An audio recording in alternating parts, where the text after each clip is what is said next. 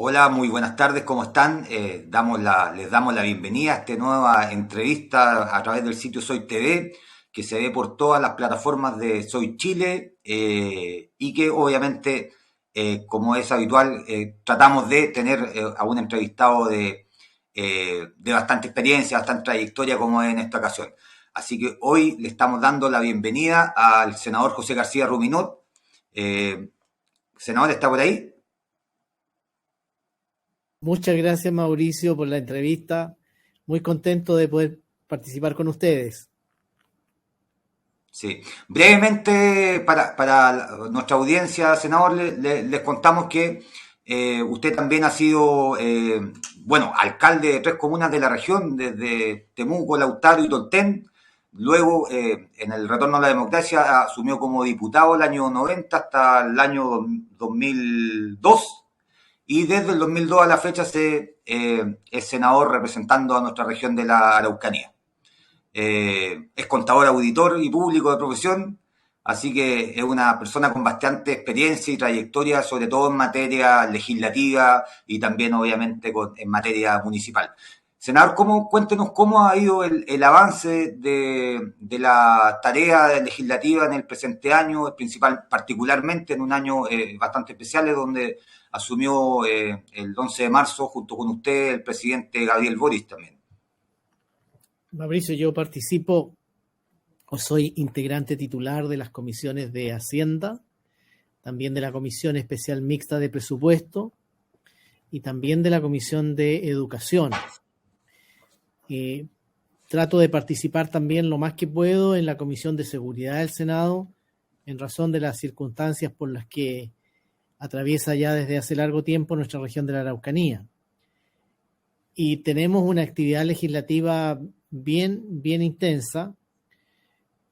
Tanto la Comisión de Hacienda como la Comisión de Educación son bastante requeridas. Generalmente hay bastantes proyectos de ley y por lo tanto siempre hay harto trabajo. Esta mañana tuve sesión de la Comisión de Hacienda, estuvimos escuchando la cuenta pública de la Comisión para el Mercado Financiero, que entre otras cosas regula todo lo que es la banca y todo lo que son las instituciones financieras.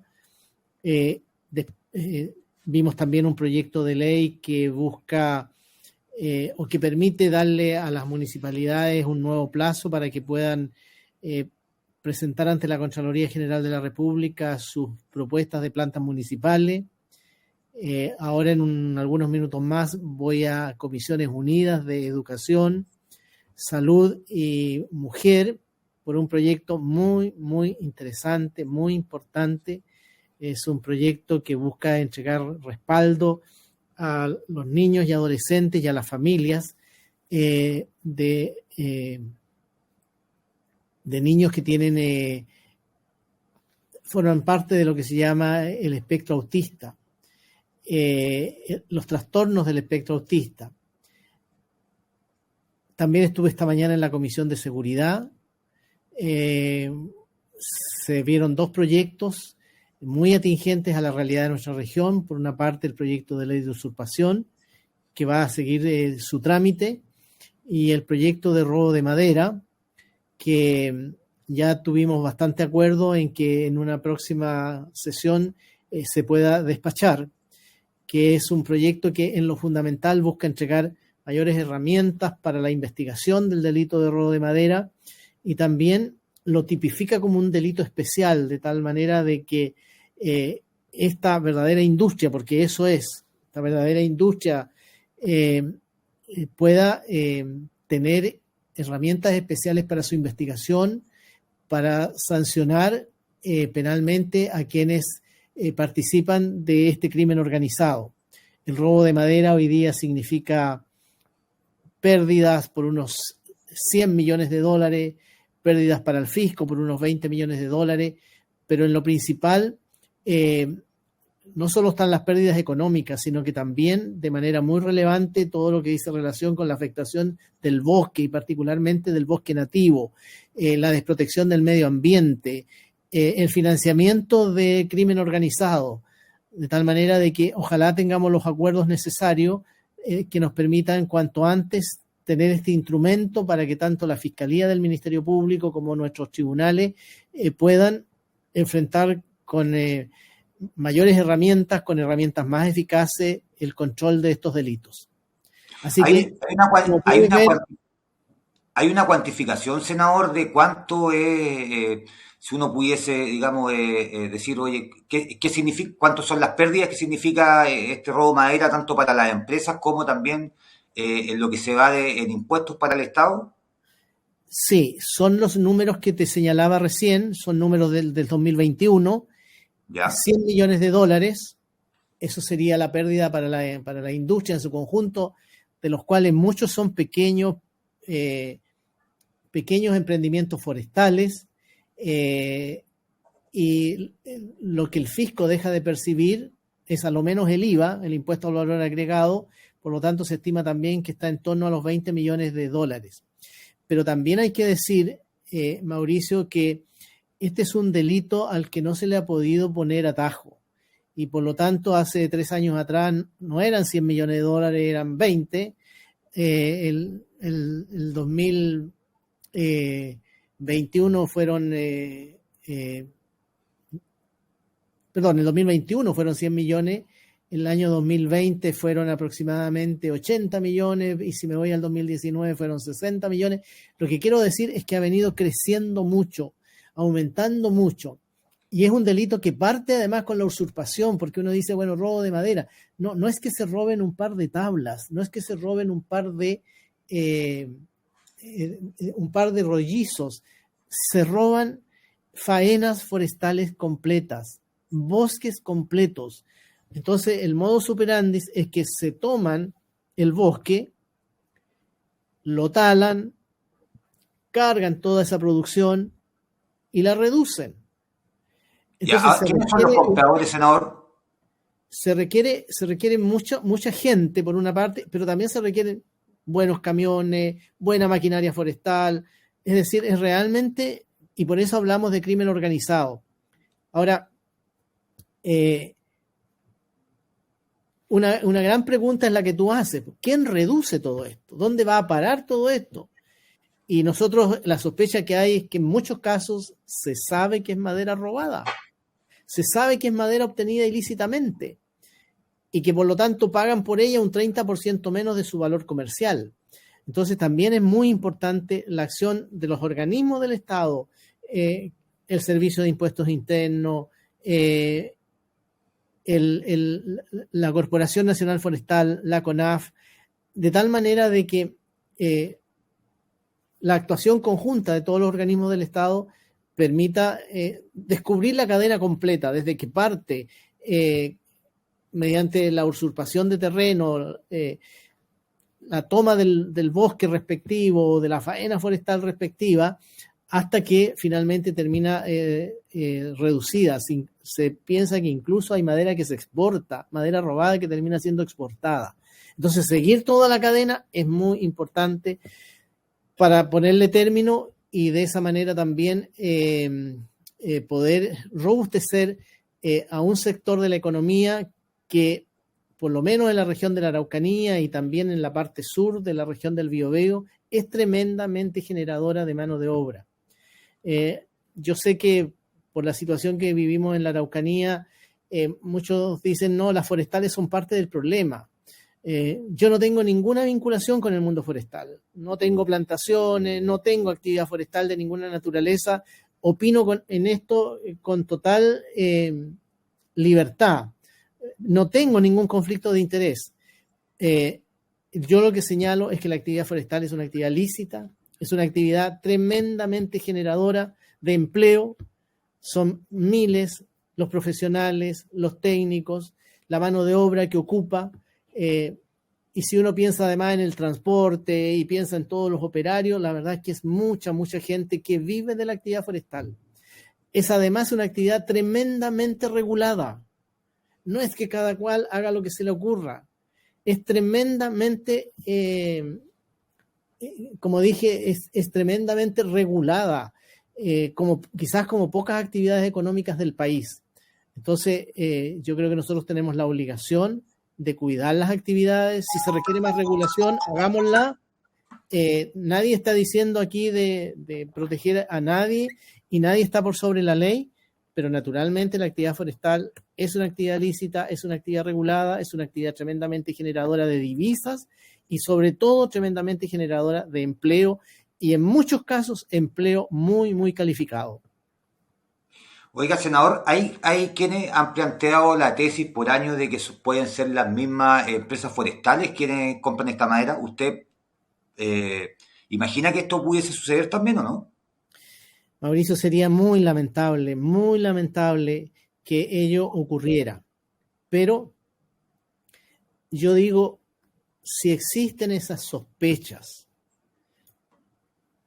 con fundamento, sin fundamento, mayor razón para que investiguemos hasta las últimas consecuencias.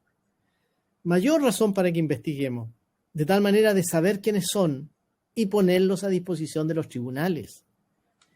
Eso es muy importante. Si son personas o son empresas conocidas, de prestigio, ojalá no sea así, pero si así fuera en alguna proporción, así fuera, bueno, mayor razón. Si aquí, como dije, nadie está por sobre la ley y tenemos la obligación de que la ley se aplique por igual a todos y de tal manera de que nosotros nos libremos de esto que yo considero que es una verdadera lacra. El robo de madera es una lacra, como digo, no solo porque afecta una actividad económica, sino porque también afecta nuestros bosques, afecta nuestro medio ambiente y también afecta de manera muy importante un rubro que da mucho, mucho trabajo, un rubro que mueve mucho la economía y particularmente en zonas donde probablemente es muy difícil que haya otra actividad.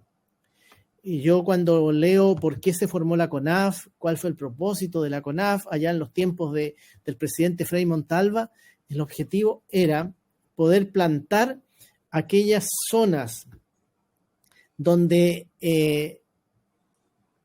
los suelos se estaban erosionando completamente. La idea era hacer productiva esos terrenos donde no había absolutamente nada y el agua de la lluvia corría y erosionaba los suelos. Y a partir de allí, entonces, estamos hablando de los años 60, la verdad es que Chile comenzó a tener una importancia relativa cada vez más importante en materia forestal, en materia de no solo la madera propiamente tal, sino que también en materia de muebles de madera, uso de la madera en la construcción, etcétera. Entonces, yo creo que todo lo que el país ha ganado y que nos ha puesto a la par con otros grandes productores en el mundo, todo eso tenemos que cuidarlo. Son activos de nuestro país y por supuesto que evitar que exista este robo, que repito mucho, no es un robo cualquiera, no es que alguien se esté robando una carretilla ni una camionetita con madera, no, estamos hablando de cientos de camiones al año, miles de camiones cargados al año. Entonces, mayor razón para que le pongamos atajo y para que podamos mantenerlo bajo control. El robo de madera, senador, es una de las formas de financiamiento que tienen los grupos violentistas que están operando en la región. Nosotros tenemos antecedentes de que sí, de que sería una de las principales fuentes de financiamiento de los grupos armados. Estamos hablando de grupos armados que usan armamentos de guerra, que tiene bastante vinculación este delito con la formación y la persistencia y la acción de estos grupos armados y por lo tanto la investigación también debiera conducir a que nos permita controlar el robo de madera, disminuirlo significativamente y desbaratar los grupos armados.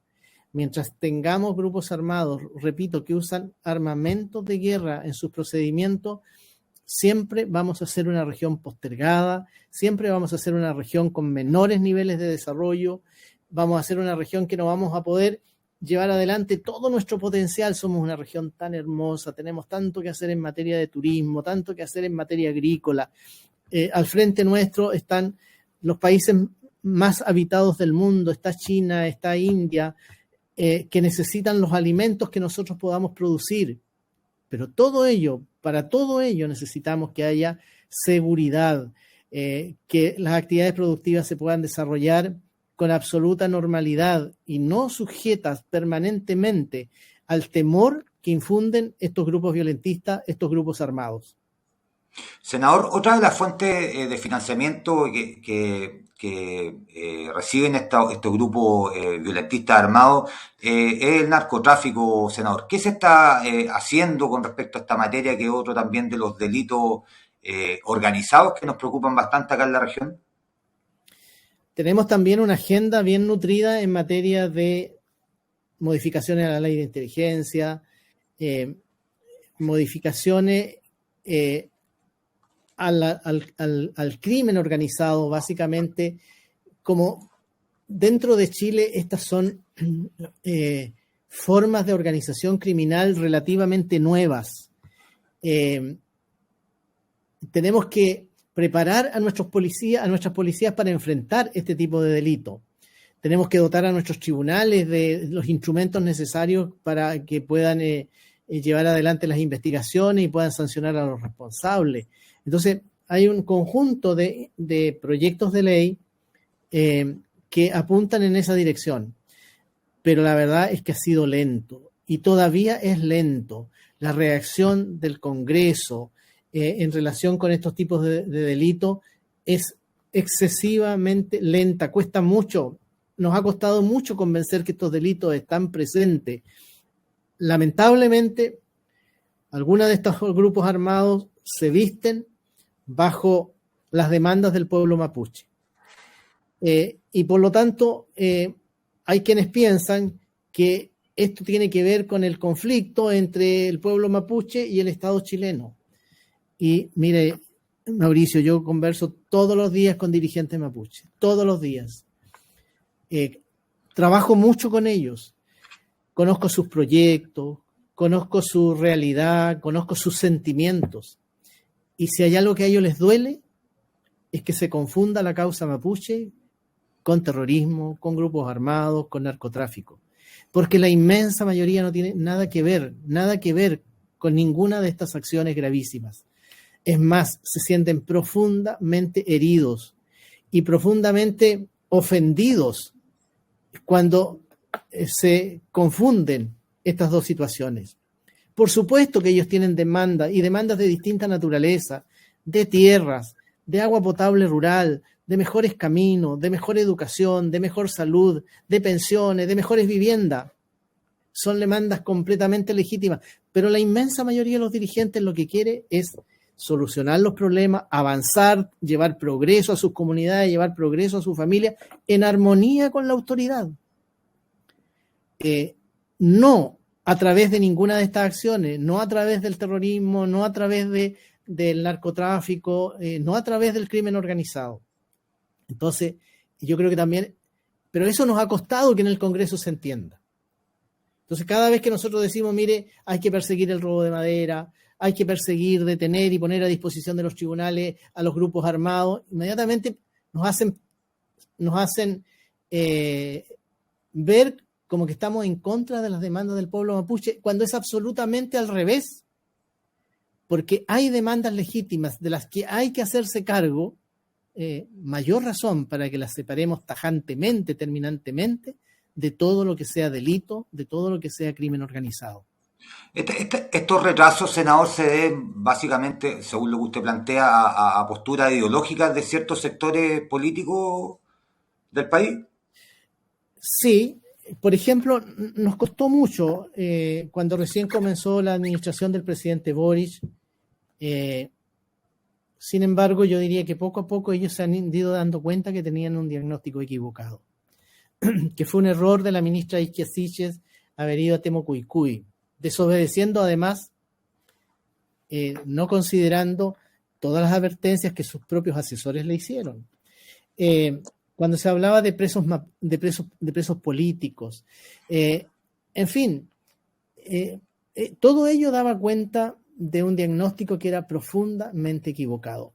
Los hechos finalmente han terminado revelando de que lo que tenemos, de que lo que enfrentamos es crimen organizado, que enfrentamos grupos armados que usan armas de guerra, que enfrentamos robo de madera a gran escala, que enfrentamos narcotráfico a gran escala, y que eso hay que combatirlo y que hay que separarlo total, completa y absolutamente de lo que son las demandas, los sueños, las esperanzas del pueblo mapuche.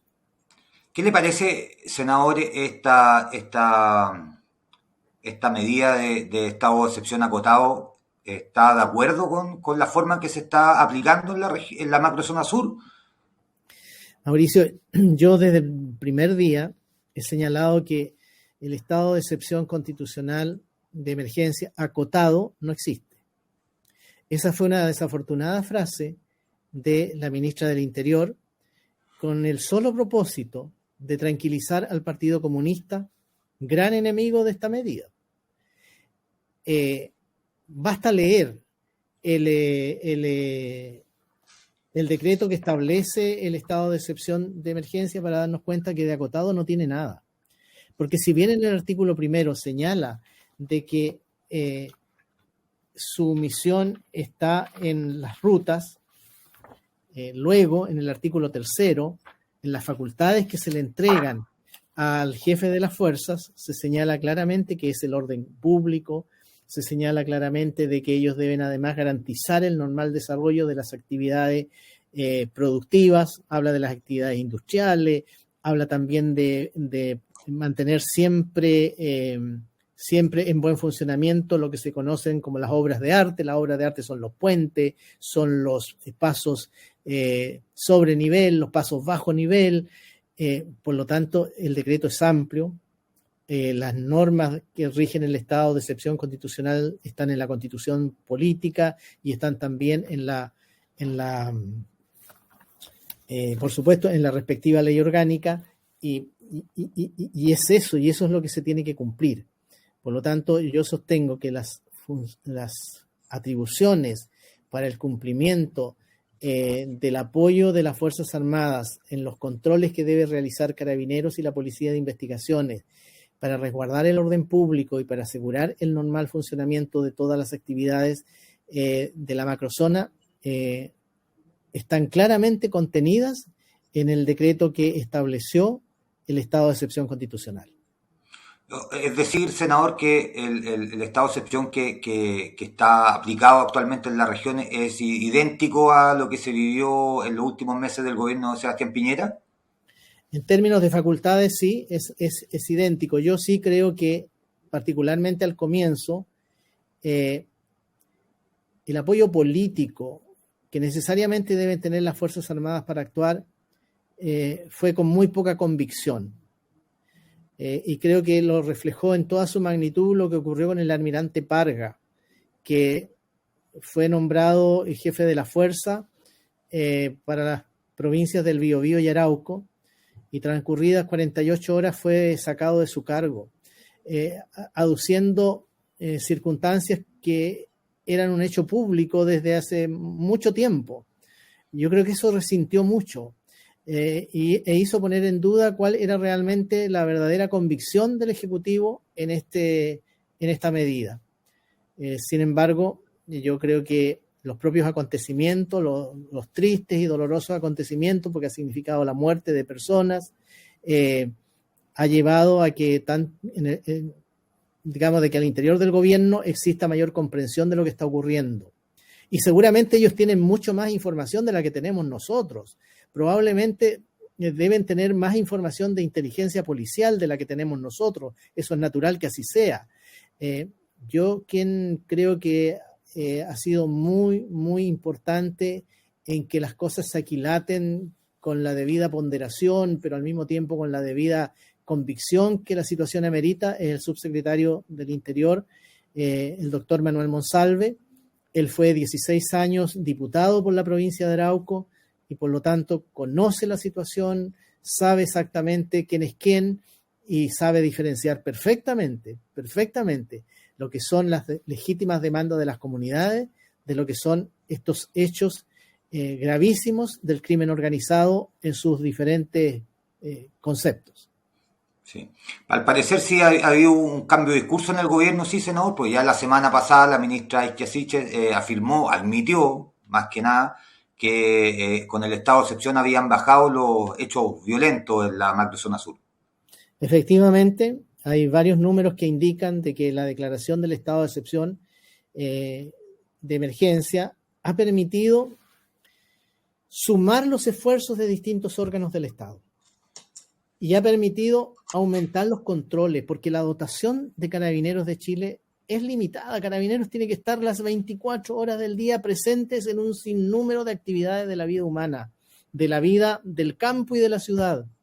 Y es natural y es lógico que muchas veces no logran tener el personal ni los medios materiales suficientes para abarcar amplios territorios.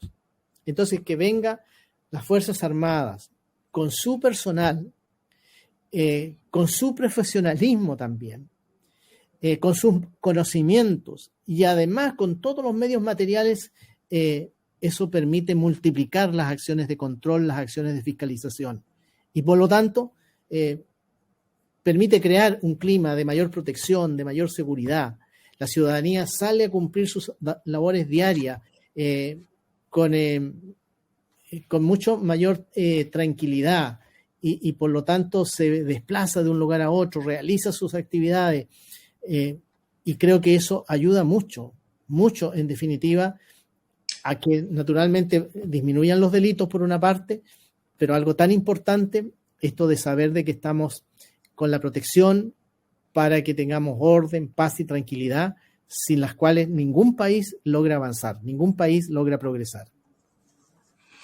Muy bien, senador, ¿qué le ha parecido esta semana que surge un nuevo aspecto de todo este clima de violencia que se vive en la macrozona sur, que han sido las amenazas de muerte que han recibido por una parte los alcaldes y también intimidaciones que el mismo Ministerio Público confirmó hacia a lo menos 4 fiscales de nuestra región en el último año?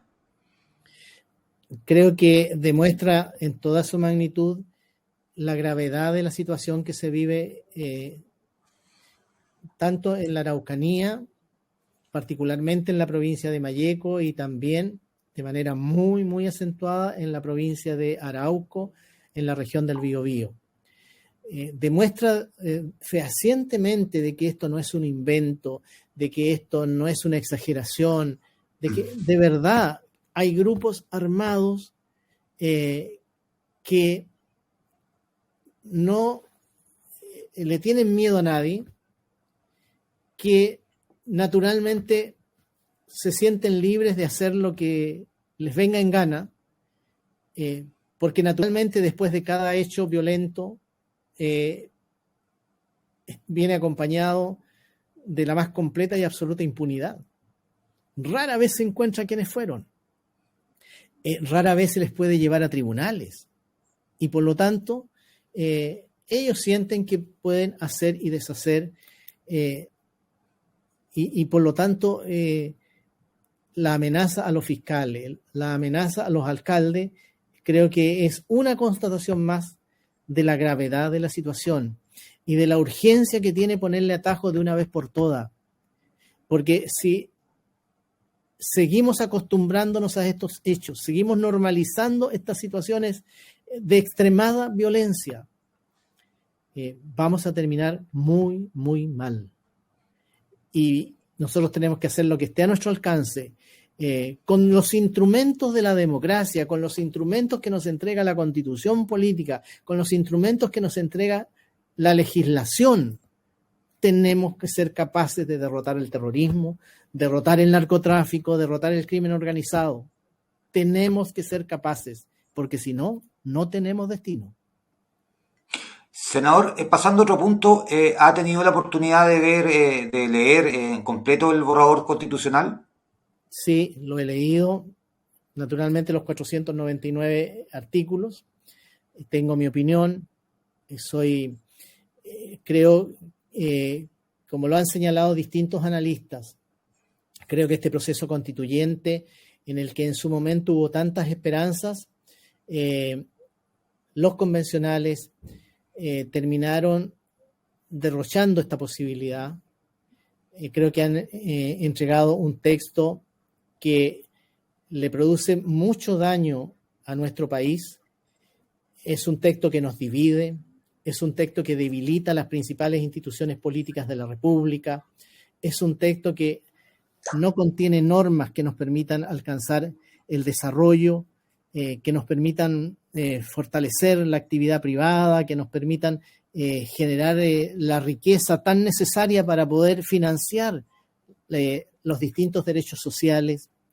Es un texto además que tremendamente contradictorio, una norma con la otra, sin perjuicio del trabajo que pueda hacer la Comisión de Armonización. Y finalmente es un texto tan ajeno, tan distante a lo que es el alma del pueblo de Chile. Por esa misma razón, y tal como lo acordó el Consejo General de Renovación Nacional el fin de semana recién pasado, nosotros llamamos a la ciudadanía a votar rechazo. Un rechazo que no significa desconocer que hay una amplia mayoría ciudadana que precisamente quiere una nueva constitución. Y por lo tanto lo que nosotros decimos es que rechazamos el texto constitucional propuesto por esta convención, pero que estamos disponibles para hacer los acuerdos políticos que sean necesarios con todas las fuerzas democráticas, de tal manera de elegir un sistema o un camino que nos conduzca a esa nueva constitución que sea unitaria, una constitución que permita aprovechar las mayores ventajas, las mayores y las mejores ventajas de nuestro país para dejar de ser un país en vías de desarrollo y transformarnos definitivamente en un país desarrollado, en un país que le ofrezca a toda la población las mejores oportunidades.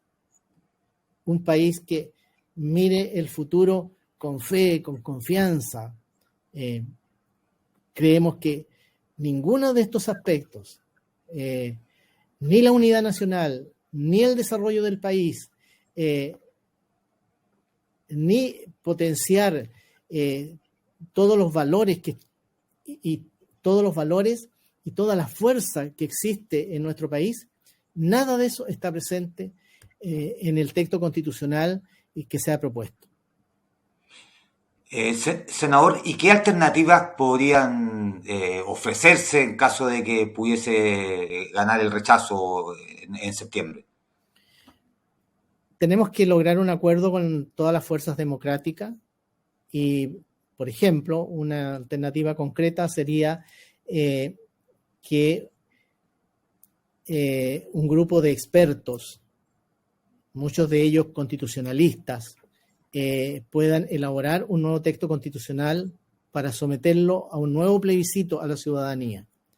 Tener una constitución que sea también más razonable desde el punto de vista del conocimiento de la ciudadanía, una constitución de 499 artículos más, no sabemos cuántos artículos transitorios, es algo muy, muy difícil de difundir entre la ciudadanía. Es muy difícil que la ciudadanía pueda leer la Constitución y hacerla propia, sentirla suya. Entonces yo creo que tiene que ser también un texto bastante más acotado, un texto que vaya a todas aquellas cosas, a todos aquellos elementos, todos aquellos valores que nos unen como nación, fijar las bases generales del sistema político, apuntar muy fuertemente a cómo potenciamos el desarrollo del país. Y, por supuesto, al mismo tiempo que sea una constitución que la ciudadanía la sienta suya, que la ciudadanía siente que ahí están expresados sus mayores anhelos. Y yo creo que eso es perfectamente posible de conseguirlo. Creo que Chile se merece esa oportunidad. La ciudadanía ha dicho que la constitución vigente, unos dicen la Constitución del 80, otros dicen la Constitución del 2005, porque efectivamente es la Constitución del 80 con muchas modificaciones, que lleva la firma incluso del expresidente Ricardo Lagos en su versión del año 2005. Pero muchos sostienen, mire, esta Constitución ya no es representativa. La que está ofreciendo la Convención Constitucional tampoco. Hagamos otro esfuerzo. Démonos otra oportunidad. para tener esa constitución que, como se ha definido a mi juicio muy bien, sea realmente la casa de todos. Porque este texto que vamos a votar el 4 de septiembre claramente no lo es. Ayer el presidente de la bancada de C, Erika Edo, planteaba que dentro de sus pares había un convencimiento de rechazar este texto constitucional porque obviamente no les acomodaba y no un poco con los argumentos que usted también plantea. Usted que tiene la posibilidad diaria de convivir, de compartir en diversos colegas en el Senado, con parlamentarios en general, ¿cómo ve la postura política? ¿Cómo ve el escenario electoral frente a lo que pueda suceder en este plebiscito de salida el 4 de septiembre? Yo veo a muchos parlamentarios que han tomado su opción. Bueno, todos nosotros por el rechazo, varios de centro izquierda y naturalmente del Frente Amplio que ya han tomado su decisión por el apruebo, y también veo a varios parlamentarios, cosa que ocurre